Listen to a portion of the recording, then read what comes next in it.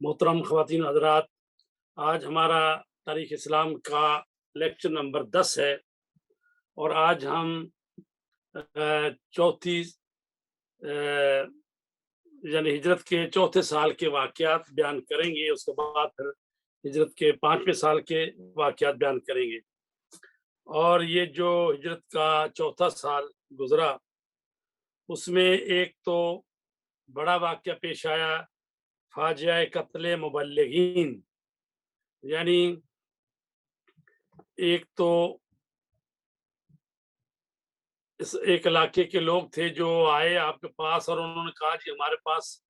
लोग मुसलमान हुए हैं, तो उनके लिए अपने मुबल्लिगीन भेजें ताकि वो आएँ और दीन इस्लाम की तबलीग करें। उसको कहते हैं वाक़या रजी। माह सफ़र 4 हिजरी में कबीला बनी लहयान के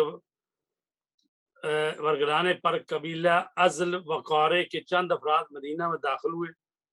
और इजहार इस्लाम के साथ पैगम्बर से कहा हमारे कबीले से कुछ अफराद मुसलमान हो गए हैं, किसी को आप भेजिए जो हमको कुरान और इस्लामी अहकाम की तालीमात दे। पैगम्बर इस्लाम ने 10 अफराद को उनके हमरा भेजा। जब वो लोग कबीला हजील के रजी नामी मकाम पर पानी के किनारे पर पहुंचे तो कबीला अज़ल वक़ारा के अफराद ने बनी लहयान की मदद से उन पर हमला कर दिया। मुबल्लिगीन इस्लाम ने दफा किया, लेकिन एक तरफा जंग में अक्सर शहीद हो गए और 2 अफराद असीर हुए। मुशरिकीन इन 2 असीरों को मक्का लेकर गए और उन्हें जंग बद्र के मकतूलीन के वर्सा के हाथों बेच दिया और उन लोगों ने उन 2 असीरों को बहुत ही दर्दनाक और फजी तरीके से शहीद कर दिया। ऐसा लगता है कि मज़कूरा 2 कबीलों ने मुशरिकीन मक्का के साथ साज़बाज़ कर रखी थी और मौका से फ़ायदा उठाते उन्होंने ऐसी ख़यानत की। दूसरा वाक़या पेश आया बि'r मऊना का किस्सा। बि'r मैंने ये कुआं होता है, तो मऊना का कुआं यानी जहाँ से पानी निकालते हैं। ये वाक़या रजी से ज़्यादा दर्दनाक और दिल खराश था और माह सफ़र 4 हिजरी में रूनुमा हुआ। अबू बर्रा कबीला बनी आमिर का बुजुर्ग मदीना में पैगम्बर इस्लाम की खिदमत में हाजिर हुआ और बगैर इस्लाम का इजहार किए या उसकी तरफ से रगबती का इजहार किए हुए दरख्वास्त की कि हज़रत सल्लल्लाहु अलैहि वसल्लम अपने असहाब के गिरोह को नजद के लोगों को इस्लाम की तरफ दावत देने के लिए इस इलाका में भेजे, शायद वो इस्लाम को कबूल कर लें। पैगम्बर इस्लाम ने फरमाया मैं नजद के लोगों से मुसलमानों के बारे में डरता हूँ। अबू बर्रा ने कहा ये लोग हमारी पनाह में रहेंगे।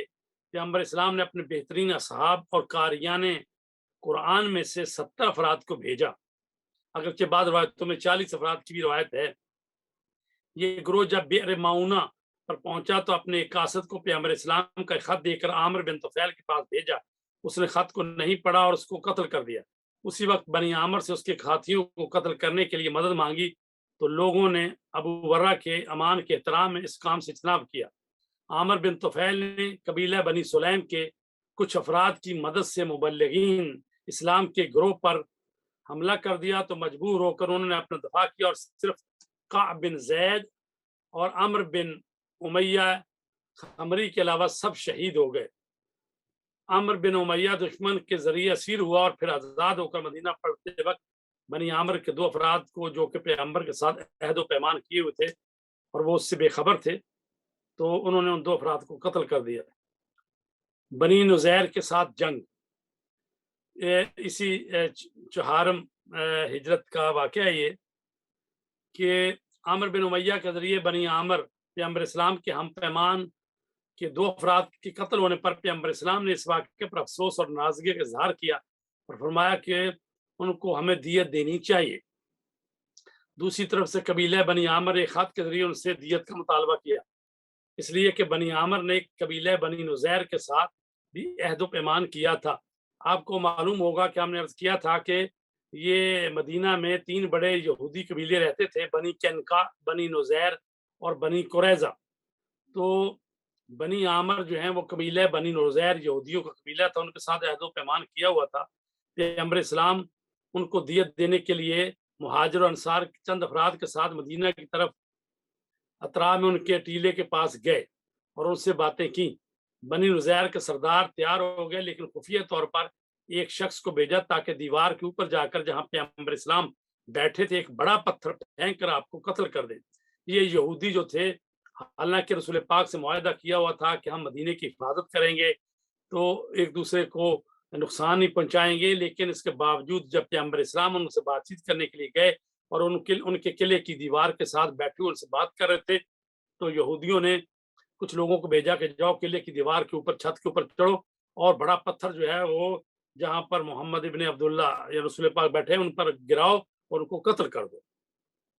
تو رسول اسلام غیبی راستے سے ان کی اس سازش سے آگاہ ہو گئے اور فوراً اس جگہ کو ترک کر کے مدینہ واپس آ گئے۔ ان کو خبردار کیا کہ مدینہ کو ترک کر دیں، چونکہ انہوں نے یہ سازش کی تو رسول پاک نے فرمایا کہ چلے جاؤ یہاں سے، اور اب تمہیں مدینہ میں رہنے کی کوئی گنجائش نہیں ہے، اپنا مال اور اپنا اثاثہ اور سامان لو اور چلے جاؤ یہاں سے۔ وہ لوگ مرعوب ہو کر مدینہ سے چلے گئے، لیکن عبداللہ بن ابی نے ان کو مقابلہ کرنے کے لیے کہا اور ان سے وعدہ کیا کہ جنگ میں پیش آنے کی صورت میں مسلح افراد کے ساتھ ان کی مدد کریں گے، اور اگر انہیں مدینہ سے نکالا تو وہ بھی مدینہ کو ترک کر دیں۔ یہ عبداللہ ابن ابی بھی ہم نے بتایا وہ پہلے یہ منافقین کا سردار تھا، اور یہ چونکہ اوس و خزرج قبیلے جو ہیں رسول پاک کے آنے سے پہلے اس کو اپنا سردار اور بادشاہ بنانے والے تھے، لیکن رسول پاک آ گئے اور اس کا پلان دھرے کا دھرا رہ گیا، اس لیے یہ مسلمان تو ہو گیا لیکن منافق تھا، اور اس نے ان یہودیوں سے کہا کہ بھئی ہم آپ کے ساتھ ہیں، آپ کو مدینہ چھوڑنے کی کوئی ضرورت نہیں۔ اچھا، جب یہ بات ہوئی تو بنی نذیر جو ہیں وہ عبداللہ کے جھوٹے وعدوں سے دھوکہ کھا گئے اور مدینہ کو ترک کرنے سے پھر گئے۔ پیغمبر اسلام کے حکم پر لشکر اسلام نے 15 دن تک اس کے قافلے کا محاصرہ کیا۔ اس عرصے میں کہیں سے کوئی مدد کی کوئی خبر نہ آئی، اور وہ مجبور ہو کر پیغمبر اسلام کی موافقت پر اپنے اسلحوں کو زمین پر ڈال کر اپنے مال و اثاثہ کو اونٹوں پر لاد کر کچھ لوگ جو ازرعات شام اور کچھ لوگ جن میں ان کا رئیس حی ابن اخطب تھا خیبر کی طرف چلے گئے، اور اہل خیبر نے ان کا پرجوش استقبال کیا اور ان سے اظہار ہمدردی کیا۔ کیونکہ بنی نذیر بغیر جنگ کے تسلیم ہوئے تھے، لہٰذا ان کے مال و اثاثہ کو بشکل خالصہ پیغمبر اسلام کی خدمت میں پیش کیا گیا۔ حضرت نے مہاجر و انصار کے درمیان پیمان اخوت و برادری آپ نے قائم کیا ہوا تھا، اسی بنیاد پر انصار کی مرضی سے اور موافقت سے جو مال ملا ان سے، جو وہ قلعے اور وہ جو گھر وغیرہ ملے تو ان کو مہاجرین میں آپ نے تقسیم کر دیا۔ خداوند عالم نے قرآن مجید میں بنی نذیر کی خیانت اور ان کے برے انجام کا اس طرح سے تذکرہ فرمایا ہے، وہ وہی ہے جس نے اہل کتاب کے کافروں کو پہلے ہی حشر میں ان کے وطن سے نکال باہر کیا، تو تم اس کا تصور بھی نہیں کر رہے تھے کہ یہ نکل سکیں گے، اور ان کا یہ بھی خیال تھا کہ ان کے قلعے انہیں خدا سے بچا لیں گے، لیکن خدا ایسے رخ سے پیش آیا کہ جس کا انہیں وہم و گمان بھی نہ تھا، اور ان کے دلوں میں رعب پیدا کر دیا کہ وہ اپنے گھروں کو خدا اپنے ہاتھوں سے اور صاحب ایمان کے ہاتھوں سے اجاڑنے لگے۔ تو صاحبان نظر عبرت حاصل کرو، اور اگر خدا نے ان کے حق میں جلا وطنی نہ لکھی ہوتی تو ان پر دنیا میں ہی عذاب نازل کر دیتا، اور آخرت میں تو جہنم طے ہی ہے، اس لیے کہ انہوں نے اللہ اور اس کے رسول سے اختلاف کیا، اور جو خدا سے اختلاف کرے اس کے حق میں خدا عذاب کرنے والا ہے۔ تو یہ سورہ حشر کی آیت نمبر 2 اور 4 میں اس کا تذکرہ ملتا ہے، اور اس کا نام ہی حشر اسی لیے رکھا ہے۔ تو حشر کا معنی ہی ہوتا ہے نا جمع کرنا اور ایک جگہ پہ اکٹھا کرنا، تو ان کا یہ حشر ہو گیا کہ ان کو یہ ایک مرتبہ یہاں سے جانا پڑا۔ تو عزیزان گرامی، اس کے علاوہ اور بھی واقعات جو ہیں وہ ملتے ہیں یعنی سال چہارم میں ہجرت میں۔ اچھا، تو اس کے علاوہ جو ہے تین آپ کو معلوم ہے کہ امام حسین علیہ السلام جو ہے وہ 15 رمضان 3 ہجری کو پیدا ہوئے، اور امام حسن علیہ السلام جو ہیں وہ 15 رمضان 3 ہجری کو پیدا ہوئے ہیں، اور امام حسین علیہ السلام جو ہیں وہ 3 شعبان 4 ہجری کو پیدا ہوئے، اور یہ بھی اس جو ہے سال کا خلاصہ ہے کہ اس میں مبلغین کا جو دوسرے علاقوں میں ان کو بھیجنا ایک تو یہ ہے، اور دوسری یہ ہے کہ دشمنوں کے برابر میں پیغمبر اسلام نے سختی اور قاطعیت کے ساتھ جو ہے ان کا مقابلہ کیا. اور اسی طرح اسی ہجری میں شراب جو ہے جو ام الفساد ہے، شراب بھی جو ہے وہ حرام کر دی گئی. پہلے جو ہے وہ لوگ شراب پیتے تھے، آہستہ آہستہ شراب حرام ہوئی ہے. تو یہ چوتھی ہجری میں جو ہے شراب کو حرام کیا گیا ہے. اور اس کے علاوہ رسول پاک جو ہے مختلف جو ہے سریے یعنی مختلف فوجی دستے جو ہیں مختلف علاقوں میں بھیجتے تھے. اب آگی 5ویں ہجری. 5ویں ہجری کے جو اہم واقعات ہیں ان میں سے ایک تو یہ ہے کہ پیغمبر اسلام نے زینب دختر جحش جو رسول پاک کی پھوپھی کی بیٹی تھی اور اس کا نکاح پہلے آپ نے اپنے غلام زید بن حارثہ سے کیا تھا، وہ شادی چل نہیں سکی. اس کے بعد جو ہے اللہ کے حکم سے آپ نے زینب دختر جحش جو ہے ان سے آپ نے شادی کی ہے. اور اس کے علاوہ جو ہے دستور حجاب یعنی 5ویں ہجری میں عورتوں کو حجاب اور پردہ کرنے کے احکامات آئے. اس سے پہلے پردے کے احکامات اس طرح سے نہیں تھے، لیکن 5ویں سال ہجرت کے یہ جو دستور حجاب جو ہے وہ آیا. سورہ نور میں یہ آیتیں نازل ہوئی ہیں کہ عورتیں پردہ کریں. اور اس کے بعد جنگ خندق ہوئی ہے. اور اسی طرح یہود بنی قریظہ کے جو یہودی ہیں انہوں نے خیانت کی اور جنگ خندق میں دشمنوں کا ساتھ دیا، قریش مکہ کا، اور ان کو سپلائی فراہم کی. اور اس طرح ان کی خیانت کا جو ہے وہ ان کو سزا ملی اور یہودیوں کو کافی تعداد میں ان کو جو ہے نا یہ خیانت کرنے کے جرم میں پھانسی دی گئی. اور اسی طرح ماجرہ ابو لبابہ اور اس کی توبہ وہ بھی اسی جو ہے اسی 5ویں سال کا اہم واقعہ ہے. جنگ خندق کے حوالے سے بات کرتے ہیں. یہ جنگ ماہ شوال 5 ہجری میں ہوئی. جنگ کا آغاز اس طرح سے ہوا کہ حی ابن اخطب اور بنی نذیر کے کچھ سردار جو خیبر میں پناہ لیے ہوئے تھے، نیز قبیلہ بنی وائل کا ایک گروہ مکہ میں قریش سے ملا اور ان کو پیغمبر اسلام سے جنگ کے لیے رغبت لائی اور اس راہ میں ہر طرح کی مدد اور نصرت کا وعدہ کیا. قریش نے ان سے پوچھا کہ ہمارا دین بہتر ہے یا محمد کا دین؟ تو یہودی حالانکہ وہ خدا پرست تھے، نبیوں کو مانتے تھے، لیکن صرف رسول پاک کی دشمنی میں انہوں نے کہا کہ تمہارا دین محمد سے بہتر ہے. تو قریش ان کی باتوں سے خوش ہو گئے اور جنگ کرنے پر آمادہ ہو گئے. تو یہ یہودیوں نے ساتھ ملایا، ان کو بھڑکایا، اور قریش نے اور دوسرے قبیلوں میں. تو اس طرح سے یہ تمام جو قبائل ہیں جمع ہو گئے. اس جنگ کو جنگ احزاب اس لیے کہتے ہیں، حزب کا مطلب ہوتا پارٹی، احزاب اس کی جمع ہے یعنی پارٹیاں. یعنی اس میں قریش اور یہودی اور دوسرے قبیلے جو ہیں وہ سارے مل کے جو ہیں وہ انہوں نے مدینے پر چڑھائی کرنے کا فیصلہ کیا. تو خداوند عالم ان کے دشمنانہ فیصلے کی اس طرح مذمت کرتا ہے جب انہوں نے کہا نا کہ آپ کا دین محمد سے بہتر ہے، حالانکہ وہ بت پرست تھے قریش کے لوگ. تو ان کو یہودی کہہ رہے ہیں کہ آپ کا دین ان سے بہتر ہے. تو اللہ تبارک تعالیٰ فرماتا ہے کیا تم نے نہیں دیکھا کہ جن لوگوں کو کتاب کا کچھ حصہ دیا گیا وہ شیطان اور بتوں پر ایمان رکھتے ہیں اور کفار کو بھی بتاتے ہیں کہ یہ لوگ ایمان والوں سے زیادہ سیدھے راستے پر ہیں. یہی وہ لوگ ہیں جن پر خدا نے لعنت کی ہے، اور جس پر خدا لعنت کر دے آپ پھر اس کو کوئی مددگار نہ پائیں گے. یہودی لیڈروں کا یقینا توز فیصلہ عدل و انصاف اور منطق سے اس قدر دور تھا کہ آج کے دور کے بعد یہودی اس فعل کی وجہ سے ان کی مذمت کرتے ہیں. ڈاکٹر اسرائیل والفنون یہودی سرزمین عرب میں یہودیوں کی تاریخ نامی ایک کتاب میں لکھتا ہے ان کو اتنی واضح اور آشکار غلطی نہیں کرنا چاہیے تھی کہ قریش کے لیڈروں کے سامنے بتوں کی عبادت کو توحید اسلامی سے افضل و برتر بتائیں. اگرچہ قریش ان کے تقاضا کو رد کر دیتے کیونکہ بنی اسرائیل بت پرستوں کے درمیان صدیوں سے پرچمدار توحید تھے. یعنی جب رسول پاک آئے نہیں تھے تو یہ یہودی جو مدینہ اور اس کے گرد و گواہ میں اور خیبر میں تھے یہ تو لوگوں کو بتاتے تھے کہ نبی آنے والے ہیں، ہم توحید پرست ہیں. لیکن افسوس کہ جب رسول پاک آئے ان سے لڑائی لڑی اور ان پر ایمان نہیں لائے، بلکہ بت پرستوں کو کہا کہ تمہارا دین جو ہے تم سے بہتر ہے. بہرحال یہودیوں کے لیڈر پھر قبیلہ غطفان کے پاس گئے اور ان سے مسلمانوں کے خلاف جنگ کرنے کے لیے ساتھ دینے کے لیے کہا۔ اس قبیلے سے خاندان بنی فدارہ اور بنی مرہ اور بنی اشجع نے حمایت کا اعلان کیا۔ اس طرح قبیلہ بنی سلیم اور بنی اسد کی بھی حمایت حاصل کر لی۔ قریش نے بھی اپنے اتحادیوں اور حامیوں جیسے قبیلہ ثقیف اور بنی کنانہ کی حمایت حاصل کر لی۔ اس طریقے سے ایک طاقتور فوجی اتحاد وجود میں آ گیا اور یہ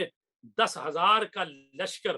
ابو سفیان کی سرکردگی میں مدینہ کی طرف روانہ ہوا۔ مدینہ کے راستے میں حی ابن اخطب نے ابو سفیان سے وعدہ کیا کہ قبیلہ بنی قریظہ کو بھی، جس کے پاس 750 جنگجو تھے، ان کے لشکر کی حمایت میں جنگ میں شامل کر لے گا۔ میں نے ابھی بتایا تھا پہلے کہ یہ جو ہے چوتھی ہجری میں یہ جو ہے بنی نزیر جو قبیلہ تھا وہاں سے یہودیوں کا ان کو دیس نکالا دیا گیا تھا، ان میں حی ابن اخطب تھا۔ تو یہی حی ابن اخطب اس قبیلے کو جو کہ قبیلہ بنی قریظہ تھا یہودیوں کا، وہ ابھی مدینہ میں موجود تھے، ان کے قلعہ تھا اور بہت سارا ان کے تھا، مطلب طاقت تھی وہاں پر۔ تو لیکن انہوں نے معاہدہ کر رکھا تھا رسول پاک سے کہ اگر مدینے پر کوئی حملہ کرے ہم آپ کا ساتھ دیں گے، کسی دشمن کی مدد نہیں کریں گے۔ تو یہ حی ابن اخطب جو تھا اس نے کہا کہ میں ان کو منا لوں گا اور وہ آپ کی مدد کریں گے۔ تو پیغمبر اسلام قبیلہ خزاعہ جو کہ مسلمانوں کے حامی تھے کی خفیہ خبروں کے ذریعے لشکر احزاب کی حرکت سے باخبر ہو گئے۔ پیغمبر اسلام کے حکم سے ایک فوجی کمیٹی تشکیل دی گئی۔ گویا جنگ احد کے تجربے کے پیش نظر کسی نے مدینہ سے باہر جانے کے مشورہ نہیں دیا اور سب شہر میں رہنے پر متفق ہو گئے۔ مدینہ کے ارد گرد قدرتی رکاوٹیں جیسے غار کھجور کے باغ وغیرہ موجود تھے جو دشمن کو شہر میں داخل ہونے سے روک رہی تھی۔ یعنی مدینہ کے باقی اطراف میں پہاڑ بھی تھے، لیکن جو وہ علاقہ کے جہاں پر میدانی علاقہ تھا تو وہاں سے دشمن آ سکتا تھا۔ تو لہٰذا جب مشورہ طلب کیا گیا تو حضرت سلمان فارسی نے مشورہ دیا کہ یا رسول اللہ، اگر ہم جو ہے خندق کھود لیں کہ جس طرف سے دشمن کے آنے کا خوف ہے، تو اگر ہم خندق کھود لیں تاکہ دشمن جو ہے وہ خندق کو پورا عبور نہ کر سکے، تو لہٰذا ان کا مشورہ جو ہے وہ مان لیا گیا اور خندق کھودی گئی اور تقریباً 6 کلومیٹر یہ خندق تھی اور 3,000 مجاہد تھے رسول پاک کے پاس اور ہر ایک سے 2 میٹر آتی تھی، 10-10 آدمیوں کا گروپ بنا دیا گیا۔ تو یہ 6 کلومیٹر تقریباً خندق اتنی چوڑی کہ گھوڑے کو لگائی جائے تو وہ پار نہ کر سکے اور اتنی گہری کہ اگر اس میں کوئی گر جائے گھوڑ سوار اور گھوڑا تو وہ باہر نہ نکل سکے۔ تو لہٰذا یہ خندق جو تھی یہ این شکل کی خندق تھی، یعنی جیسے ہے نا این کا ورڈ، اس طرح کی یہ خندق تھی۔ تو لہٰذا یہ چند دنوں میں یہ خندق کھود لی گئی اور جگہ جگہ پہ وہ بنا لیے گئے یعنی مورچے، اور وہاں پر تیر انداز بیٹھ گئے اور جو خواتین تھیں ان کو قلعے میں بند کیا گیا اور حفاظتی طور پر۔ تو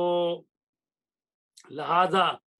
وہ لوگ آ گئے 10,000 کا لشکر لے کر۔ جب وہ آئے تو انہوں نے دیکھا کہ یہاں تو خندق کھودی ہوئی ہے اور ایسا پہلے عربوں میں یہ رواج نہیں تھا، لہٰذا وہ سوچنے پر مجبور ہے کہ یہ کس نے ان کو یہ یعنی جنگی ٹیکنیک کے لحاظ سے جو یہ بات سکھائی ہے۔ تو بہرحال یہ 20 روز تک انہوں نے محاصرہ رکھا۔ اس دوران خندق کے دونوں اطراف ایک دوسرے کے اوپر تیر اندازی کرتے رہے اور قریش کے جنگجو مسلمانوں کی صفوں میں روب اور وحشت ڈالنے کے لیے فوجی مشقیں اور تیر اندازی کرتے رہے۔ دشمن کے ذریعے شہر کا محاصرہ کرنے سے مسلمان مشکلات اور دشواریوں میں پڑ گئے اور شہر کے حالات برے اور خطرناک ہو گئے، جس کا تذکرہ خداوند عالم نے اس طرح سے کیا ہے۔ یہ سورہ احزاب جو ہے پوری 33واں سورہ جو قرآن مجید میں ہے، جنگ احزاب کے بارے میں نازل ہوا ہے، اس کا نام ہی احزاب ہے۔ فرماتے ہیں اس میں کہ اس وقت جب کفار تمہارے اوپر کی طرف سے اور نیچے کی سمت سے آ گئے اور دہشت سے نگاہیں خیرہ کرنے لگیں اور کلیجے منہ کو آنے لگے، تو تم خدا کے بارے میں طرح طرح کے خیالات میں مبتلا ہو گئے۔ اس وقت مومنین کا باقاعدہ امتحان لیا گیا اور انہیں شدید قسم کے جھٹکے دیے گئے۔ سورہ احزاب آیت نمبر 10 اور 11 اور اس کے بعد کئی آیتوں میں جنگ احزاب کا تذکرہ ہے۔ تو بنی قریظہ جو یہودیوں کا قبیلہ تھا اور مدینے میں رہتا تھا، ان کی خیانت۔ اس موقع پر ایک دوسرا واقعہ رونما ہوا جس نے مسلمانوں کی حالت کو بدتر کر دیا، وہ یہ کہ قبیلہ بنی قریظہ نے عدم تجاوز کے پیمان کو توڑ دیا اور لشکر احزاب کی حمایت کا اعلان کر دیا۔ اس قبیلہ کی خیانت حی ابن اخطب کے شیطانی وسوسہ کے ذریعے انجام پائی۔ اس سازش کے فاش ہونے سے بہت سارے مسلمانوں کے حوصلے پست ہو گئے، لیکن پیغمبر اسلام کی کوشش تھی کہ اس کے برے اثرات کو مٹا دے۔ بنی قریظہ نے صرف عہد شکنی پر اکتفا نہ کیا بلکہ عملی طور سے دوسری بڑی خیانتوں کے مرتکب ہو گئے۔ پہلی یہ کہ لشکر احزاب کے لیے غذائی رسد کا کام انجام دیا، جو کہ آزوقہ کے لحاظ سے سخت مشکلات میں گرفتار تھے۔ اسی طرح سے ایک مرتبہ مسلمانوں نے قباء کے علاقے میں ایک قافلے کو دیکھا جو خرما اور چارہ وغیرہ لے کر جا رہا تھا، اور وہ قریظہ کی طرف سے یہ جو دشمنوں کے فوجی تھے سپاہ احزاب، ان کے لیے بھیجا جا رہا تھا، لہٰذا اس کو ضبط کر لیا گیا۔ دوسری یہ کہ شہر کے اندر پناہ گاہوں میں عورتوں اور عام لوگوں کے لیے یہ جو یہودی قبیلہ رہتا تھا، تو انہوں نے دہشت اور رعب پھیلا دیا، کیونکہ مسلمان تو یہ مدینہ کے باہر خندق کے پاس جو ہے وہ اپنے خیمے لگائے ہوئے اور خندق کھود کے بیٹھے ہوئے تھے، اور خواتین جو ہیں وہ پناہ گاہ میں تھیں اور وہ قلعے میں تھیں۔ تو انہوں نے اپنے آدمی بھیجے تاکہ پتہ کیا جائے کتنے لوگ ہیں، کیا حالت ہے ان کی۔ تو ان میں سے ایک آدمی جو ہے قلعہ کے اندر پہنچ گیا، جو حضرت رسول پاک کی پھوپھی صفیہ، انہوں نے ان کو دیکھا اور انہوں نے وہاں پر اس کو لٹھ وغیرہ مار کے تو اس کو وہی مار دیا۔ ایک رات بنی قریظہ نے قصد کیا کہ مرکز مدینہ پر حملہ کریں۔ اس وجہ سے حی ابن اخطب کو قریش کے پاس بھیجا اور ان سے کہا کہ 1000 افراد قریش سے اور 1000 افراد قبیلہ غطفان سے اس حملے میں ہماری مدد کریں۔ اس نقل و حرکت کی خبر پیغمبر اسلام کو ملی اور شہر میں سخت رعب اور وحشت طاری ہو گئی، اور رسول خدا نے 500 افراد کے شہر کی حفاظت کے لیے مامور کیا۔ وہ لوگ راتوں کو تکبیر کے نعروں کے ساتھ گشت کرتے تھے اور لوگوں کو گھروں کا پہرا دیتے تھے۔ لیکن ان تمام دشواریوں کے باوجود خندق کھودنے کے علاوہ چند دوسرے اہم اسباب کی وجہ سے حالات مسلمانوں کے حق میں بدل گئے اور آخر کار لشکر احزاب کی ناکامی کا باعث بنا۔ وہ اسباب یہ تھے: نعیم بن مسعود قبیلہ غطفان کا ایک فرد تھا جو تازہ مسلمان ہوا تھا، ابھی اس کا لوگوں کو معلوم نہیں تھا کہ وہ مسلمان ہو گیا۔ وہ رسول پاک کے پاس آیا اور اس نے اجازت لی کہ یا رسول اللہ، میں مسلمان ہوں اور میں کچھ کرنا چاہتا ہوں آپ کے لیے کہ یہ جو ہے ان کو آپس میں لڑا دیا جائے تاکہ مسلمانوں کو فتح حاصل ہو جائے۔ تو لہٰذا رسول پاک نے اس کو اجازت دی اور وہ بنی قریظہ کے وہ جو لوگ تھے ان کے پاس گیا، ان کے سے ملا اور اس نے کہا کہ تم نے جو ہے وہ یہ احزاب والوں کی مدد اور ان کو رسد پلانے ٹھان لی ہے، اور پھر یہ یاد رکھو اگر یہ جنگ ہار گئے تو تم کو تو ادھر ہی رہنا ہے، اور یہ مسلمان ادھر ہوں گے اور تم ادھر ہوگے مدینے میں، تو اس کا بھی تم نے کچھ سوچا ہوا ہے۔ بہتر یہ ہے کہ تم ایسا کرو کہ جب یہ دشمن کے لشکر جو ہے، احزاب والے لشکر جو ہے، ان کے کچھ کمانڈروں کو بطور ضمانت اپنے پاس رکھنے کے لیے لے لو۔ پھر اس بات کو فوجی راز اور بنی قریظہ کے مخفی ارادے کے عنوان سے قریش اور اپنے قبیلہ غطفان کے سرداروں سے بتایا اور کہا کہ بنی قریظہ کا ارادہ ہے کہ اس بہانے سے تمہارے کچھ افراد کو گرفتار کر کے حسن نیت اور پچھلی باتوں کی تلافی کے عنوان سے حضرت محمد کے حوالے کر دے۔ ادھر تو یہ جو نعیم تھے، نعیم بن مسعود، وہ یہودیوں سے ملے اور کہا کہ یہ قریش کے کچھ کمانڈروں کو، کچھ لوگوں کو اپنے پاس تحویل میں رکھیں، اور ادھر ان سے بھی جا کے ملے کیونکہ لوگوں کو پتہ نہیں تھا ابھی کہ یہ مسلمان ہو گئے، اور ادھر جا کے انہوں نے سے کہا کہ بھئی وہ لوگ یہ کہیں گے کریں گے، ہو سکتا وہ یہ کرے کہ تمہارے کچھ آدمیوں کو جو ہے وہ آپ مانگیں بطور ضمانت اور پھر وہ ان کو محمد کے حوالے کر دیں تاکہ اپنی جو غلطیاں کی ہیں۔ تو لہٰذا جب یہ بات کی گئی تو واقعہ نے ایسا ہی انہوں نے جب کیا ریزا نے، تو ان کے ساتھ درمیان جو ہے وہ مخالفت ہوئی اور اس طرح سے ان کی یہ جو سازش ہے وہ ناکام ہو گئی۔ تو عزیزان اکرام، یہ جنگ جو ہے تقریباً 1 مہینہ تک تو وہ وہیں رہے ہیں، 20 دن انہوں نے محاصرہ رکھا اور ادھر سے ادھر سے جو تیر چلتے رہتے تھے، اور وہ لوگ جو ہیں ابو سفیان کی قیادت میں آئے تھے اور ان کے پاس عمر بن عبد ود جو ہے بہت بڑا پہلوان تھا، اس کو 1000 آدمیوں کے مقابلے میں سمجھا جاتا تھا، اس کو ساتھ لے کر آئے تھے اور وہ سمجھ رہے تھے کہ اس کی مرتبہ تو ہم محمد کو قتل کریں گے اور مسلمانوں کا تہس نہس کر دیں گے اور ہم بالکل مسلمانوں کو جڑ سے اکھاڑ دیں گے۔ تو لہٰذا اس میں یہ ہوا کہ پہلا یہ ہے کہ وہ ان کا جو کھانے پینے کا راشن ختم ہو گیا، کیونکہ وہ تو سمجھتے تھے چند دنوں کی بات ہے، اب مہینہ ہو گیا، راشن ختم ہو گیا، وہ بنی قریظہ سے جو آتا تھا وہ بھی بند ہو گیا، اور پھر اتنی زیادہ سردی شروع ہو گئی، ٹھنڈ شروع ہو گئی، جس کی وجہ سے خیموں میں رہنا دشوار ہو گیا۔ تیسرا یہ تھا کہ ماہ ذیقعدہ، یہ شوال میں آئے ہوئے تھے، تو ماہ ذیقعدہ جو ہے ماہ حرام تھا، وہ قریب ہو گیا، کیونکہ ماہ ذیقعدہ اور ذوالحجہ اور محرم میں جنگ کرنا حرام ہے، اور اس کو جو ہے وہ کافر لوگ بھی اس کو معزز مہینے، محترم مہینے سمجھتے تھے، تو لہٰذا مجبور انہیں 3 مہینے پھر مسلسل رکنا پڑتا، پھر جنگ کرتے۔ لہٰذا اس وجہ سے طے یہ پایا کہ ہر صورت میں جنگی رکاوٹوں کو ختم کرو۔ اس بنا پر لشکر احزاب کے 5 بہادر اپنے گھوڑوں کو ایڑ لگا کر خندق کے باریک حصے سے دوسری طرف پہنچ گئے اور تن بتن جنگ کے لیے رجز خوانی کرنے لگے۔ ان میں سے ایک عرب کا سب سے بہادر نامور پہلوان عمر بن عبد ود تھا، جو کہ شاہ سوار قریش اور شاہ سوار یل کے نام سے مشہور تھا۔ خندق کو پھاند کر حل من مبارز کی صدا بلند کی، لیکن کوئی مسلمان اس سے مقابلے کے لیے نہیں گیا، اور جب وہ پکار رہا تھا تو رسول پاک نے کہا کوئی ہے جو اس کے مقابلے میں جائے، تو کوئی نہیں جا رہا تھا۔ ایسے میں حضرت علی نے کہا یا رسول اللہ لبیک، میں حاضر ہوں۔ تو رسول پاک نے کہا علی آپ بیٹھیں۔ پھر دوبارہ پوچھا، تو جب 3 دفعہ پوچھا کوئی نہیں جانے کے لیے تیار ہوا، تو پھر رسول کریم صلی اللہ علیہ وسلم نے اپنا امامہ اتارا خود اور اس کے بعد زرہ پہنائی اور تلوار دی اور علی سے کہا جاؤ لڑو۔ اور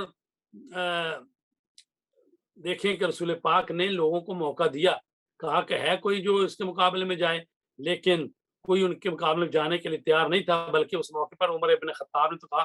یا رسول اللہ یہ آدمی جو ہے نا یہ بہت بہادر ہے، اور میں ایک دفعہ جاہلیت کے زمانے میں اس کے ساتھ تھا اور بہت سینکڑوں ڈاکو نے حملہ کر دیا اور اس نے اکیلے ہی ان کو بھگایا، اور اس کے ہاتھ میں کوئی اوزار نہیں تھا، اس نے ایک اونٹنی کے بچے کی ٹانگ سے پکڑ کر جوں گھمایا تو وہ سارے ڈر کے بھاگ گئے، تو یہ اتنا بہادر تھا۔ تو لہٰذا اس وقت جن لوگوں میں کچھ تھوڑا بہت رمق تھی وہ بھی ختم ہو گئی۔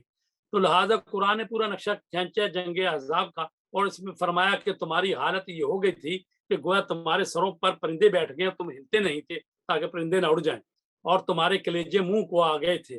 تو لہٰذا اس موقع پر حضرت علی علیہ السلام نے کہا کہ یا رسول اللہ میں حاضر ہوں، اور حضرت علی گئے اور رسول پاک نے فرمایا کہ یہ کون جا رہا ہے؟ لوگوں نے کہا یا رسول اللہ علی مرتضیٰ جا رہے ہیں۔ تو فرمایا کہ برزل ایمان کلہ علی الکفر کلہ، یہ کل کا کل ایمان جو ہے کل کفر کے مقابلے میں جا رہا ہے۔ تو اس لیے فرمایا تھا کہ کیونکہ سارا کفر جو تھا وہ مل کے اور متحدہ جو ہے محاذ بنا کر وہ آج مدینے پر حملہ آور ہوئے تھے، اور ادھر سے تو کوئی جا نہیں رہا سوائے مولا علی کے، تو آپ نے فرمایا کل ایمان کل کفر کے مقابلے میں جا رہا ہے۔ تو اس طرح سے حضرت علی گئے اور 3 سوال کیے، اور اس کے بعد اس سے کہا کہ تو مسلمان ہو جا، اس نے کہا میں مسلمان نہیں ہوتا، کہا کہ واپس چلا جا، اس نے کہا میں واپس بھی نہیں جاؤں گا۔ آپ نے فرمایا کہ لڑنے کے لیے تیار ہو جا۔ تو لہٰذا اس سے لڑائی لڑی، حضرت علی پیدل تھے اور وہ بھی جلدی سے نیچے اترا اپنے گھوڑے سے، اپنے گھوڑے کی کونچیں کاٹ ڈالی، اور جنگ کا یعنی شروع ہو گیا، تلواروں کا رد و بدل۔ اور اس جنگ میں حضرت علی کو بھی کافی زخم لگے ہیں، لیکن حضرت علی علیہ السلام نے جب اس پر وار کیا اور وہ زمین پر گرا اور قریب تھا کہ اس کا سر کاٹتے، تو اس نے گستاخی کی اور آپ کی طرف تھوکا، تو آپ جو ہیں اس کے سینے سے اتر گئے۔ اور جب ان پوچھا گیا کہ کیا ہوا، آپ نے کیوں عمل یہ کیا، تو آپ نے فرمایا کہ اس نے میرے ساتھ گستاخی کی اور میرا غصہ شامل ہو گیا، اور میں نہیں چاہتا تھا کہ یہ جو میں ضرب لگانے والا ہوں اور یہ جو میں جہاد کر رہا ہوں اس میں اپنا ذاتی غصہ شامل کروں، میں تو اللہ تبارک تعالیٰ کی رضا کے لیے یہ کام کر رہا تھا۔ تو لہٰذا اس کا سر کاٹا اور رسول پاک کے پاس لے کر آئے۔ تو حضرت علی علیہ السلام کی اس عظیم شجاعت اور بہادری پر تو رسول پاک نے فرمایا کہ ضربت علی फी यौमिल खंदक अफजल मिन इबादत सकलैन, अली की एक ज़रबत कायनात की इबादतों से अफजल है। तो दूसरी रवायत में आया है कि अली का ये अमल पूरी उम्मत का क़यामत तक के अमाल से मुआजना किया जाए तो अली की ये जो ज़रब है वो उस पर भारी है। और अहले सुन्नत के बुजुर्ग मुहद्दिस हाकिम निशापुरी की नकल के मुताबिक पैगंबर ने फरमाया, जंग खंदक में अली इब्न अबी तालिब की लड़ाई अम्र बिन अब्द वस से रोज क़यामत तक मेरी उम्मत के अमाल से यकीनन अफजल है। अल मुस्तदरक अल सहीहैन, उसमें ये हदीस आई है। और अमर इब्न अब्द वस के कत्ल के होते ही लश्कर अहज़ाब के हौसले पस्त हो गए, शिकस्त के आसार उनके लश्कर में नमूदार हुए और मुख्तलिफ कबीले जो जंग करने के लिए आए थे हर एक अपने वतन की तरफ लौटना शुरू हो गए। तो ये अल्लाह तबारक ताला की गैबी इमदाद भी आई और सख्त सर्दी शुरू हो गई और तूफान आ गया और उनके खेमे वगैरह उखड़ गए और अबू सुफियान ने मक्का पलटने का हुक्म सादर कर दिया। तो खुदावंद आलम ने अपनी नुसरत का इस तरह से तज़किरा फरमाया है, ईमान वालों उस वक्त अल्लाह की नेमत को याद करो जब कुफर के लश्कर तुम्हारे सामने आ गए और हमने उनके खिलाफ तुम्हारी मदद के लिए तेज हवा और अपने लश्कर को भेज दिए जिनको तुमने नहीं देखा, और अल्लाह तुम्हारे अमाल से खूब बाखबर है, देखने वाला है। और खुदा ने कुफार को उनके गुस्सा समेत वापस कर दिया कि वो कोई फायदा हासिल न कर सके, और अल्लाह ने मोमिनीन को जंग से बचा लिया और अल्लाह बड़ी कुव्वत वाला और साहिब इज्जत है। इस जंग में अहज़ाब के सरदारों की तरफ से अजीम सरमाया खर्च करने और इतनी कसीर तादाद में सिपाहियों को इकट्ठा करने के बावजूद उनके लिए जंग का नतीजा बड़ा तल्ख था और गम आवर था, क्योंकि ना मदीना को नुकसान पहुंचा और ना ही वो शाम के तजारती रास्ते को आज़ाद करा सके। इस वजह से अबू सुफियान की कमांडरी बदनाम हुई और कुरैश की अजमत व हैबत कम हो गई। ये वो जंग थी जिसके बाद मुसलमान दफाई हालत से निकल कर तहाजुमी हालत में आ गए और रसूल पाक ने फरमाया इसके बाद वो हम पर हमला नहीं करेंगे, अब हम उन पर हमला करेंगे। तो अजीज़ान गिरामी, पैगंबर इस्लाम ने फरमाया कि हम उन पर हमला करेंगे। तो इस जंग में 6 अफराद शहीद हुए हैं और दुश्मन के तरफ से 3 अफराद मारे गए हैं, और वो भी एक आमिर बिन अब्द वद और एक और दूसरा, ये 5 अफराद थे जो जंग खंदक में यानी खंदक को अबूर करके आए थे। और जब वापस भागने लगे तो एक तो जो था वो खंदक में गिर गया, मुसलमानों ने उसको भी कत्ल कर दिया और बाकी 3 जो है वो भाग गए। तो 25 रोजा मुहासरा के बाद आखिरकार उनके पास तस्लीम के अलावा, अच्छा अब ये हम बताएं कि ये जंग अज़ाब तो खत्म हो गई। अब वो जो यहूदियों का कबीला बनी कुरैज़ा था जिन्होंने अहद को तोड़ा, पैमान को तोड़ा और दुश्मनों की मदद की मुसलमानों के खिलाफ और उनको मुसलमानों को नुकसान पहुंचाने की कोशिश की, अब लश्कर अहज़ाब के पलट जाने के बाद पैगंबर इस्लाम मामूर हुए कि बेखौफ बनी कुरैज़ा की तरफ जाएं और उनका काम तमाम करें। पैगंबर इस्लाम ने फौरन लश्कर के कूच का हुक्म दिया और इस रोज असर के वक्त लश्कर इस्लाम ने किला बनी कुरैज़ा का मुहासरा कर लिया। बनी कुरैज़ा ने अपने किला में मोर्चे संभाल कर तीर अंदाजी शुरू कर दी और पैगंबर इस्लाम की शान में नाज़ेबा कलमात के जरिए गुस्ताखी की।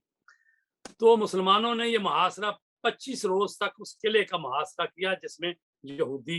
छुपे हुए थे, बना लिए हुए थे। उनके पास तस्लीम के अलावा कोई चाराकार ही नहीं था।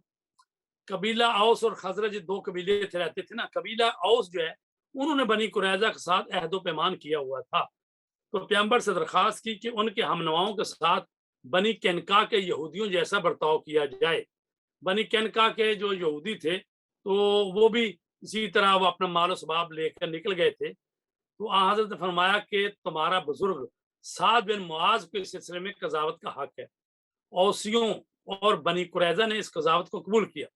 यानी ये जो यहूदी थे वहां पर उस बनी कुरैज़ा के यहूदी और मदीना के किले में वो किला बंद हुए थे,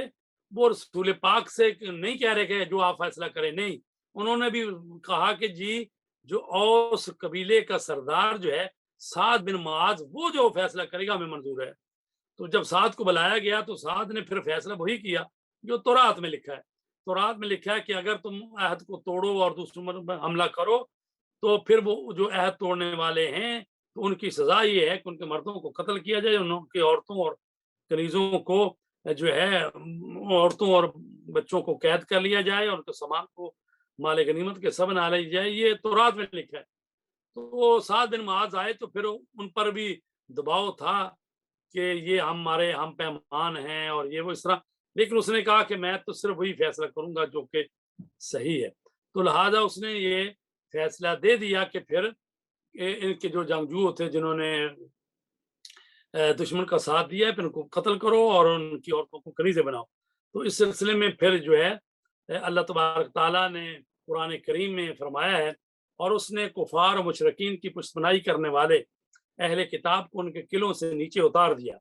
اور ان کے دلوں میں ایسا روب ڈال دیا کہ تم نے ان میں سے کچھ کو قتل کیا، کچھ کو قیدی بنا لیا، اور پھر تمہیں ان کی زمینوں اور ان کے گھروں اور ان کے اموال اور ایسی زمین کا وارث بنا دیا جن میں تم نے قدم ہی نہیں رکھا تھا، اور بے شک اللہ ہر شے پر قادر ہے۔ تو یہ سورہ احزاب کی آیت نمبر 26 اور 27 میں اگرچہ اس واقعے کے بارے میں جو ہے بڑی بڑی باتیں کی گئی ہیں، اور خصوصاً مغرب میں رہنے والے اور وہ مورخین جو کہتے ہیں جی یہ بہت ظلم ہوا، یہ ہے وہ ہے، لہٰذا ان کو معلوم نہیں ہے کہ جب جنگ جو حالات تھے کہ اگر یہ کام نہ کیا جاتا تو جس طرح سے انہوں نے پہلے دشمنوں کی مدد کی اور 10,000 کا لشکر لے کے آ گئے، تو ان کی انہوں نے مدد کی، ان کو راشن پہنچایا، ان کو اسلحہ دیا، اور تو لہٰذا یہ لوگ جو ہیں وہ تو اسلام کو ختم کرنے کے لیے اور مدینہ کو تہ و بالا کرنے کے لیے آئے تھے، لہٰذا رسول پاک نے یہ کوئی رعایت نہیں کی۔ اور پھر یہ کہ رسول پاک سے تو انہوں نے فیصلہ بھی نہیں کروایا، انہوں نے سعد بن معاذ سے فیصلہ کرایا کہ جو ان کا جو ہے قبیلے کے ساتھ ہم پیمان تھے۔ تو عزیزان گرامی، اس طرح سے یہ واقعات جو ہیں یہ ہیں پانچویں یعنی ہجرت کے 5ویں سال کے، اور شعبان 6 ہجری میں پیغمبر اسلام کو خبر ملی کہ حارث بن ابی زرار بنی مسلک رئیس قبیلہ خزاعہ کا ایک خاندان تھا، یہ اپنے قبیلے والوں اور ان کے کچھ عرب لوگوں کے ساتھ مدینے پر حملے کی تیاری کر رہا تھا۔ پیغمبر اسلام نے اسلامی سپاہیوں کو آمادہ کیا اور مرجسی یا مرجسی کنواں کے پاس بحر عامر کے ساری علاقے تک اس علاقے میں جنگ ہوئی، اور بنی مستلق بہت جلد ہار گئے اور بہت ساری دولت اور اسیر مسلمانوں کے ہاتھ لگے۔ جویریہ حارث کی لڑکی بھی اسیروں میں تھی۔ حارث اپنی لڑکی کی آزادی کے لیے مدینہ پیغمبر کی خدمت میں حاضر ہوا، اور جب حضرت اس نے غیب سے خبر دی کہ تو 2 اونٹوں کو ایک جگہ چھپا کے آیا ہے، تو اس نے تسلیم کر لیا کہ واقعی یہ سچ کہہ رہے ہیں، تو وہ مسلمان ہو گیا۔ پیغمبر اسلام نے جویریہ کو آزاد کر دیا۔ پھر جو ہے اسی جب پیغمبر نے آزاد کر دیا جویریہ کو، اور پھر جویریہ جو ہے اس کے ساتھ پیغمبر اسلام نے شادی کی، تو اس وجہ سے مسلمانوں نے جو بھی اسیر ان کے پکڑے تھے سارے کے سارے اسیر رہا کر دیے۔ تو یہ شادی پیغمبر اسلام کی شادیوں میں ایک نمونہ تھی جو بہت سارے اجتماعی فوائد رکھتی تھی اور ذاتی پہلوؤں سے ہٹ کر اجتماعی لحاظ سے انجام پائی۔ تو لہٰذا وہ قبیلہ کہنے لگے کہ یہ جویریہ جو ہے اس مبارک عورت ہمارے خاندان میں نہیں تھی، کہ جس کی وجہ سے جتنے قیدی تھے وہ سارے کے سارے جو پھر رہا کر دیے گئے۔ 6 ہجری میں پیغمبر اسلام نے قصد کیا کہ عمرہ کے لیے جائیں، اور ہجرت کے بعد سے اس دن تک مسلمان حج اور عمرہ نہیں کر پائے تھے۔ تو اسی مذہبی سفر میں معنوی پہلوؤں کے علاوہ ایک طرف کی مذہبی نمائش بھی تھی۔ تو لہٰذا پیغمبر اسلام 1400 آدمی یا بعض روایتوں کا 1800 آدمی کو لے کر احرام باندھ کر وہ پہنچے ہیں، مکہ پہنچ رہے تھے کہ راستے میں ان جو مشرکین مکہ کو پتہ چل گیا، انہوں نے آدمی بھیجے اور راستہ روک لیا حدیبیہ کے نزدیک۔ انہوں نے کہا کہ ہم نہیں جانے دیں گے، تو وہاں پر پیغمبر اسلام جو ہیں وہاں رکے، اور پہلے تو عمر بن خطاب کو بھیجنا چاہتے کہ جاؤ مکہ اور قریش کے لوگوں سے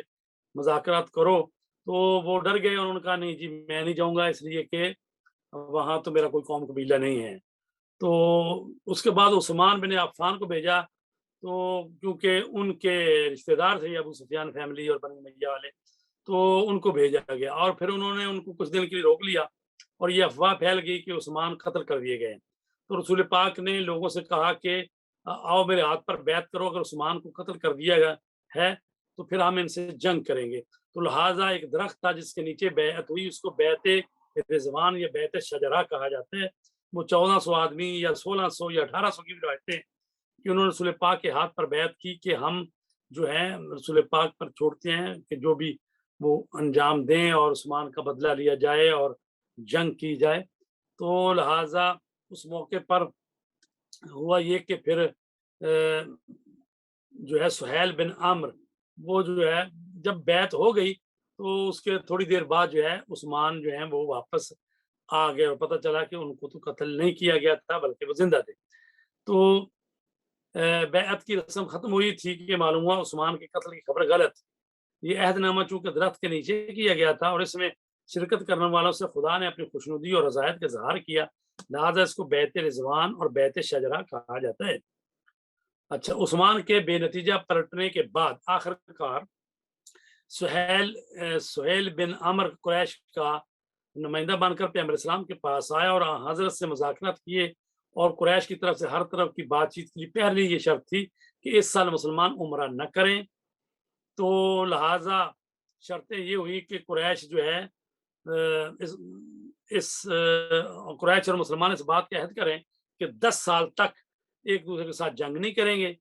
اور اجتماعی امن و امان برقرار رکھیں گے. 2، محمد اور تمام مسلمان اس سال مکہ میں داخل نہیں ہوں گے، آئندہ سال اسی موقع پر وہ آئیں گے اور مسلمانوں کے لیے 3 دن کے لیے مکہ خالی کر دیا جائے. مسلمان صرف وہ ہتھیار جو سفر میں ساتھ رکھا جاتا ہے وہی لیں گے، اور اگر قریش کا کوئی آدمی اپنی سرپرست کی اجازت کے بغیر محمد کے پاس چلا جائے تو اس کو مکہ واپس کیا جائے گا، اور اگر محمد کے ساتھیوں میں سے کوئی قریش کے پاس آ جائے تو قریش اس کو واپس نہیں کریں گے. اور یہ شرط بڑی تلخ تھی اور اسی کو دیکھ کر بعض صحابی جو ہیں وہ بھی تلملا اٹھے اور انہوں نے کہا کہ آج اتنا شک ہمیں ہو رہا ہے محمد کی نبوت پر، ہمیں کبھی شک نہیں ہوا تھا. تو بہرحال یہ ایک امتحان تھا. چوتھی شرط یہ تھی کہ ہر قبیلہ آزاد ہے، چاہے وہ محمد کے ساتھ عہد و پیمان کرے چاہے قریش کے ساتھ. 5ویں شرط تھی مسلمان اور قریش دونوں ایک دوسرے کے ساتھ خیانت نہیں کریں گے، ان کے دشمن کا ساتھ نہیں دیں گے اور دشمنی کا اظہار نہیں کریں گے. 6ٹھی شرط، مکہ میں اسلام کے پیروکار آزاد رہیں گے، کسی بھی شخص کو ایک خاص دین کی پیروی کی خاطر اذیت نہیں دی جائے گی. اصحاب محمد میں سے جو شخص حج یا عمرہ یا تجارت کے لیے مکہ آئے گا اس کی جان مال کی امن میں رہے گی، اور قریش میں سے جو شخص مصر یا شام کے جانے کے لیے مدینے کے راستے سے قریب سے جو سڑک گزرتی ہے گزرے گا اس کی جان و مال کی حفاظت رہے گی. تو لہذا پیغمبر اسلام نے حضرت علی سے کہا کہ اس کو لکھو، اور جب وہ لکھنے لگے تو بسم اللہ الرحمن الرحیم سے شروع کیا. تو اس پر اس نے اعتراض کیا، سہیل نے کہا کہ جی آپ صرف لکھیں بسمک اللہم، یعنی اللہم پہلے لکھا جاتا تھا، بسم اللہ الرحمن الرحیم نہیں مانتے. تو پیغمبر اسلام نے کہا کہ نہ لکھیں، اور اس کے بعد جب کہا کہ یہ معاہدہ ہو رہا ہے محمد رسول اللہ اور قریش والوں کے درمیان، اس نے کہا جی آپ یہ نہ لکھیں، آپ لکھیں محمد بن عبداللہ. تو لہٰذا جو ہے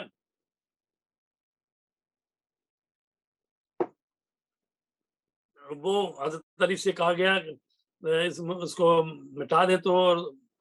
حضرت علی نے کہا یا رسول اللہ میں تو نہیں یہ کام کروں گا. اور یہاں پر بھی بعض اور کچھ نہیں ملتا تو یہ کہہ دیتے ہیں دیکھو جی حضرت علی نے بھی ایک موقع پہ یہ بات کہی تھی. جبکہ سیاق و سباق کو سمجھیں، حضرت علی علیہ السلام فرما رہے ہیں کہ یا رسول اللہ میں اپنے ہاتھ سے آپ کا مقدس نامہ میں نہیں کاٹتا، رسول پاک نے خود وہ کاٹ دیا. اور حضرت علی تو وہ ہیں کہ جو رسول پاک کی نبوت کے گواہ بن کر آئے. قرآن مجید میں ہے قل کفا باللہ شہیدا بینی و بینکم ومن عندہ علم الکتاب. تو مولا کائنات جو ہیں انہوں نے یہ کام نہیں کیا، یہ کہاں بات، اور باقی دوسرے لوگوں نے جو رسول پاک کی نافرمانیاں کی وہ کہاں بات. تو لہٰذا یہ صرف ایسے بیلنس برابر کرنے کی کہہ دیتے ہیں کہ حضرت علی نے بھی ایک مرتبہ یہ کام کر دیا تھا. تو صلح حدیبیہ کے بعد جو ہے اللہ تبارک تعالیٰ نے وہ سورہ فتح نازل کی جس میں کہا گیا ہے کہ ہم نے تمہیں فتح مبین عطا کی. اور اس وقت سے پھر یہ ہے کہ قریش مکہ جو تھے انہوں نے اسلام کے وجود کو تسلیم کر لیا، رسول پاک کی حکومت کو تسلیم کر لیا،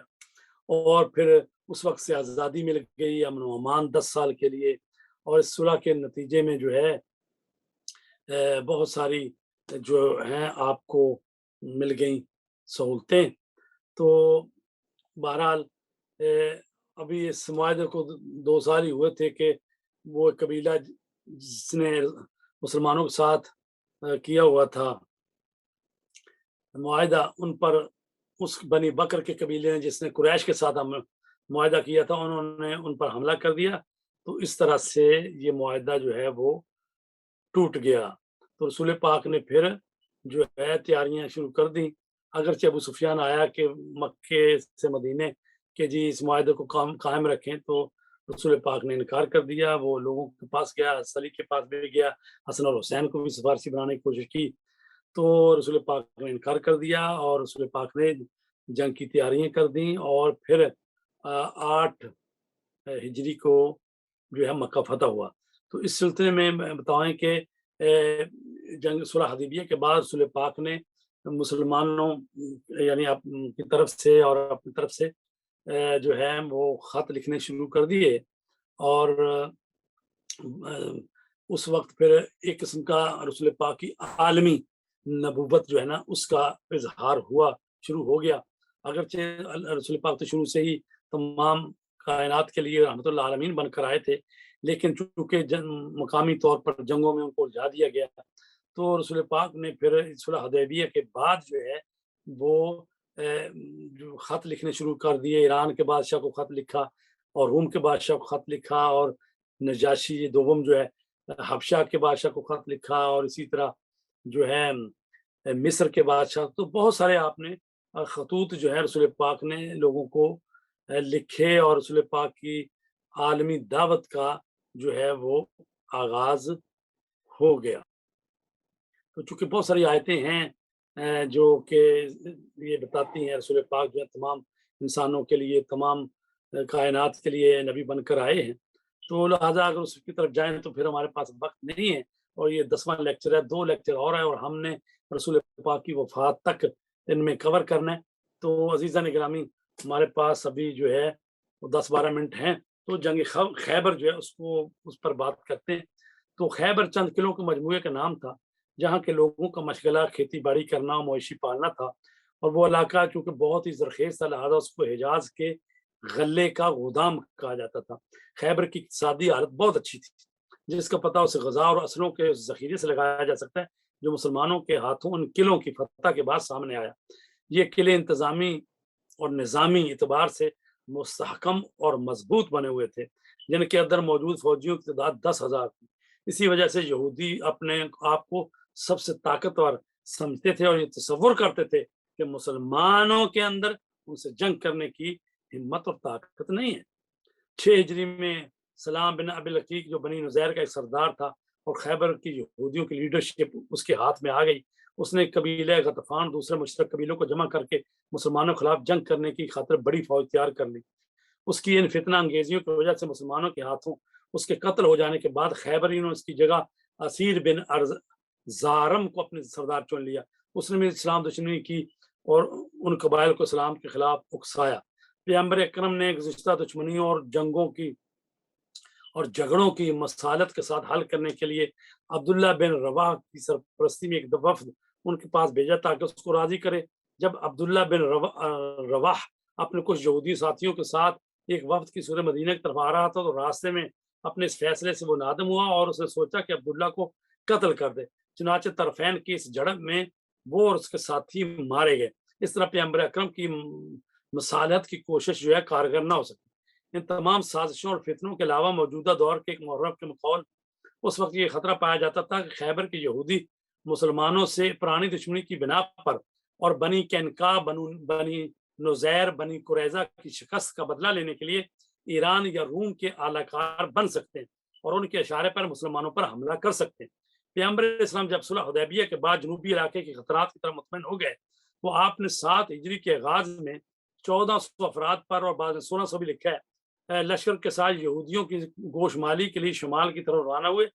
اور اسلامی فوج کے لیے ایسے راستے کا انتخاب کیا جس سے غطفان جیسے طاقتور قبیلے کا رابطہ یہودیوں کے یعنی خیبریوں کے ساتھ جن کا معاہدہ تھا وہ توڑ دیا۔ یعنی اس طرح سے آپ وارد ہوئے کہ اب وہ غطفان کے لوگ ان کی مدد کے لیے نہیں آ سکتے۔ جب صبح ہوئی تو یہودیوں جو کہ اپنے باغوں میں کام کرنے کے لیے آئے تو دیکھا کہ اسلامی فوج جو ہے وہ آ چکی ہے، اور وہ بھاگے اور جا کے وہ قلعوں میں بند ہو گئے، اور اپنے آپ کو قلعہ بند کر لیا، اور قلعوں سے اوپر سے وہ پتھروں مار رہے تھے اور میناروں کے اوپر سے تیر اندازی کر رہے تھے، اور اسلامی فوج کو قلعہ کی دیوار سے نزدیک نہیں ہونے دے رہے تھے۔ چنانچہ ایک حملے میں اسلامی فوج کے 50 سپاہی زخمی ہو گئے۔ دوسری طرف ان کے پاس کافی مقدار میں ذخیرہ تھا، خوراک تھی، تو لہٰذا طولانی ہو گیا محاصرہ۔ کچھ قلعے جو ہیں کچھ فتح بھی ہو گئے، لیکن قلعہ کموس جو تھا سب سے بڑا قلعہ تھا، تو وہ وہاں کا کمانڈر مرحب تھا، وہ یہودیوں کا سب سے بہادر آدمی تھا، اور اس کا بھائی انتر اور مرحب اور یہ لوگ وہاں پر موجود تھے۔ تو یہ قلعہ فتح نہیں ہو رہا تھا، لہٰذا تقریباً مہینے سے زیادہ بعد 39 دن بھی کہتے ہیں، تو یہ مسلمانوں کے پاس بھی وہ راشن اور وہ خوراک ختم ہو رہی تھی۔ تو ایک دن حضرت ابو بکر کو بھیجا اور وہ پرچم لے کر گئے، لیکن وہ بھی ناکام واپس آ گئے۔ دوسرے دن عمر بن خطاب گئے، وہ بھی واپس آ گئے۔ تو پھر رسول پاک نے فرمایا کل میں علم اس کو دوں گا، لَأُوتِيَنَّ الرَّایَةَ غَدًا قَرَارًا غَیْرَ فَرَارٍ، میں کل علم اس کو دوں گا جو قرار ہوگا، غیر فرار ہوگا، وہ اللہ اور اس کے رسول سے محبت رکھتا ہے، اور اللہ اور رسول اس سے محبت رکھتے ہیں، اور خدا اس کے دونوں ہاتھ پر فتح دے گا۔ تو لہٰذا جب یہ فرمایا کل میں پرچم اس کو دوں گا کہ جس سے اللہ اور رسول راضی ہیں، وہ ان کو دوست رکھتے ہیں، تو اگلی صبح پرچم دینے کی نوبت جب آنی تھی، تو لوگ جو ہیں رسول پاک کے خیمے کے ارد گرد آ گئے، اور بڑے بڑے صحابہ جو ہے یہ خواہش رکھتے تھے کہ کاش ہمیں آج علم مل جائے۔ حالانکہ پہلے علم پھینک پھینک کر آ رہے تھے اور بھاگ بھاگ کے آ رہے تھے، لیکن آج خواہش ہو گئی ان کو۔ تو کیا وجہ ہوئی کہ چونکہ رسول پاک نے فرمایا تھا کہ اللہ کل جس کو میں علم دوں گا اس کے ہاتھ پر فتح دے گا، تو اب سارے جو ہیں وہ چاہتے تھے یہ اعزاز ہمیں حاصل ہو جائے۔ تو رسول پاک نے فرمایا کہ علی کہاں ہیں؟ تو لوگوں نے کہا جی ان کی تو آنکھیں دکھ رہی ہیں۔ تو لہٰذا حضرت علی کو بلایا گیا، رسول پاک نے اپنے لعاب دہن حضرت علی کی آنکھوں پر لگایا، اور اسی وقت ان کی آنکھیں ٹھیک ہو گئی، اور اس کے بعد پرچم ان کو عطا کیا۔ اور آج وہی سنت ادا کی جاتی ہے، پاکستان کی ملٹری میں بھی پرچم عطا کیا جاتا ہے۔ تو یہ بھی بتایا جاتا ہے کہ خیبر میں حضرت علی علیہ السلام کو پرچم دیا گیا۔ تو عزیزان گرامی، رسول پاک نے فرمایا ان کی طرف جاؤ، اور جب ان کے قلعے کے پاس پہنچنا، انہیں اسلام کی دعوت دینا اور خدا کے احکام کی اطاعت کے بارے میں ان کا وظیفہ ان کو یاد دلانا۔ خدا کی قسم اگر پروردگار نے تمہارے ہاتھوں اے علی ان میں سے ایک شخص کو بھی ہدایت دے دی تو یہ تمہارے لیے اس سے کہیں بہتر ہے کہ تمہارے پاس سرخ بالوں والے بہت سے اونٹ ہوں۔ تو لہٰذا حضرت علی علیہ السلام گئے، اور وہاں پر آپ نے پتھر پر جب علم گاڑا تو ان کو پتہ چلا یہ کوئی عجیب آدمی ہے۔ تو پتھر پہ علم دین کا گاڑا کس نے، للکار کے مرحب کو بچھاڑا کس نے۔ تو یہ علی مرتضیٰ جب گئے تو وہاں پر پھر جو ان کی فوج کا کمانڈر انتر اور مرحب، پہلے ایک بھائی آیا اس کو فنار کیا، پھر وہ مرحب آیا اور اس کو بھی آپ نے فنار کیا، اور کافی لوگ ان کے جب مارے گئے تو وہ بھاگے، اور جب بھاگے ہیں تو حضرت علی نے ان کا پیچھا کیا جس طرح شیر شکار کا پیچھا کرتا ہے۔ تو حضرت علی نے وہ بے نظیر شجاعت کا مظاہرہ کیا، اور حضرت علی کی اس بہادری اور فداکاری کو اس انداز سے سراہا کہ اس دور کے ہر مسلمان بچے بچے کی زبان پر آپ کی بہادری کا کلمہ تھا، اور اس کی مدتوں بعد تک آئندہ نسلوں کو بھی یہ واقعہ معلوم تھا، اور اس دور کی تاریخ میں اسے اتنا عیاں اور روشن سمجھا جاتا تھا کہ یہ معاویہ نے آ کے حضرت علی پر سب و شتم کر کے، اور ایسی ایسی رسول پاک کے داماد اور چچا زاد بھائی اور خلیفہ اور ان پر یہ سب و شتم کیا۔ تو حضرت علی علیہ السلام کو اتنا اس نے ظلم کیا، لیکن اس کے باوجود جو ہے جب اس نے سعد ابن ابی وقاص سے کہا کہ تم علی پر کیوں نہیں سب و شتم کرتے، اس نے کہا میں ایسے ہی نہیں کرتا کہ خیبر کے دن جب علی کو پرچم ملا تو ہم سب کی یہ خواہش تھی ہمیں پرچم مل جائے۔ اور دوسری بات یہ ہے کہ مبائلہ میں حضرت علی کو لے کر رسول پاک گئے تھے اور پاکستان پاک گئے تھے، اور اتنی بڑی یہ فضیلت ہے۔ اور تیسری یہ تھی کہ جنگ تبوک کے موقع پر رسول پاک نے فرمایا یا علی انت منی بمنزلۃ ہارون من موسیٰ الا انہ لا نبی بعدی، تو لہٰذا یہ اتنے فضائل ہیں علی کے، میں ان کو کس طرح سے برا بھلا کہہ سکتا ہوں۔ تو آپ نے جب فرمایا کہ کل میں علم اس کو دوں گا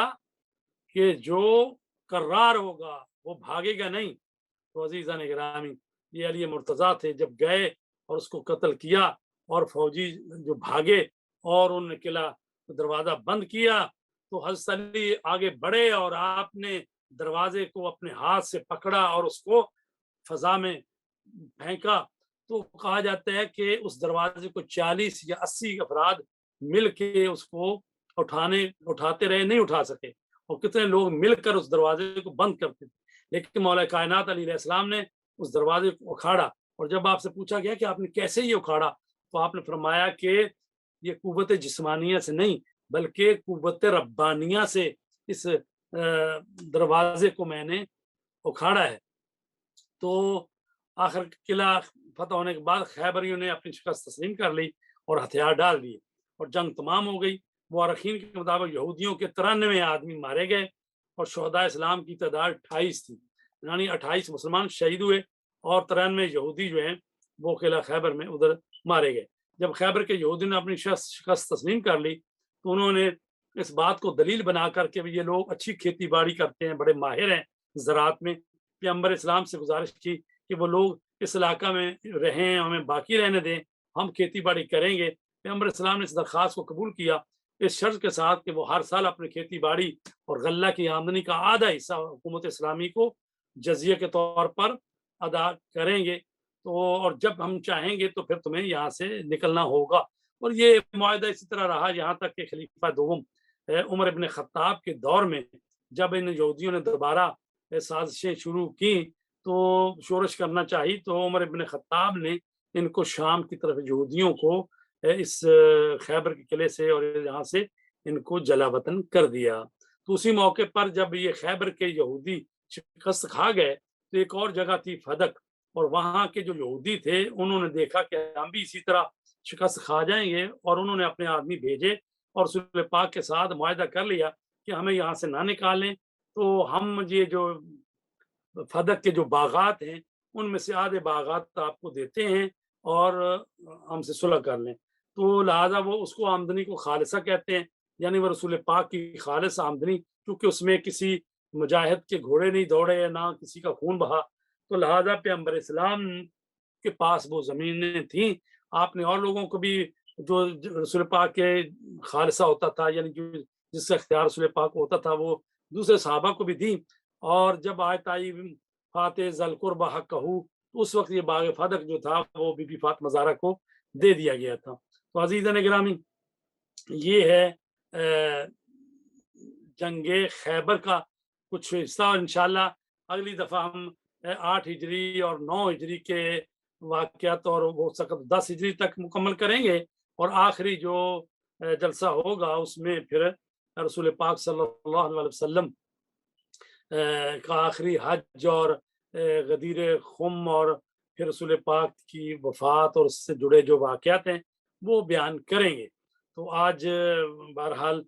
کم ہیں لوگ, تو بہرحال دلچسپی ہونی چاہیے. یہ 2 اور جلسے رہ گئے ہیں تو ہم نے تو کوشش کی ہے, لیکن یہ جو ہے سوال جواب بھی ہونے چاہیے تھے اور مزید وضاحت ہونی چاہیے تھی, لیکن ظاہر ہے کہ ابھی جو ہے وہ ٹائم ہمارا ختم ہو رہا ہے. 3-4 منٹ اگر دیتے ہیں, اگر کچھ سوال کرنا ہو تو کر لیں.